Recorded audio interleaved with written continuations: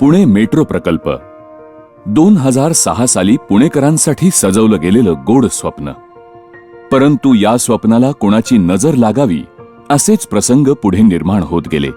Pune metro सारखा महत्वाकांक्षी प्रकल्प तत्कालीन राज्यकर्त्यांमुळे निष्क्रियतेच्या चक्रव्यूहात अडकला आणि मेट्रो प्रकल्प दिवास्वप्नच राहणार या मतापर्यंत सामान्य पुणेकर येऊन पोहोचला.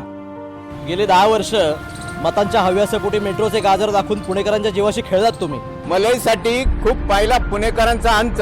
अरे आणणार कोण आणि आणणार कधी? अरे करणार कोण कधी? अरे जनाची नाही तरी मनाची तरी. त्रासलेल्या मतदारांनी 2014 साली मोठ्या विश्वासानं भाजपला निवडून दिलं. केंद्रात आणि राज्यात भाजपचं सरकार आलं. केंद्रात नरेंद्र आणि राज्यात देवेंद्र यांनी सत्तेवर येताच पुणेकरांच्या मेट्रोच्या आशा पुन्हा पल्लवित केल्या. पालकमंत्री या नात्यानं माननीय गिरीश बापट यांना मुख्यमंत्र्यांनी मोठ्या विश्वासानं मेट्रो प्रकल्पाची जबाबदारी दिली आणि त्यांनी ती लिलया पेललीही. पुणेकर वाट पाहत होते की मेट्रो कधी येते.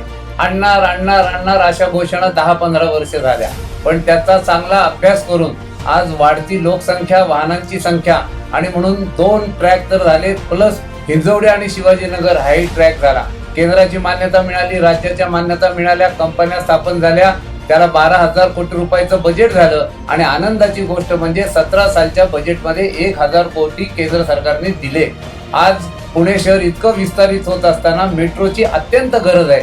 15-20 वर्ष ज्यांच्या हातामध्ये सत्ता होती त्यांनी मेट्रो आणली नाही आणि 1.5 ते 2 वर्षात मेट्रो आणली की ज्याचा फायदा साऱ्या पुणेकरांना होणार आहे. आणि एका टोकापासून दुसऱ्या टोकापर्यंत 10-15-20 मिनिटांमध्ये पुणेकर पोहोचू शकणार आहेत.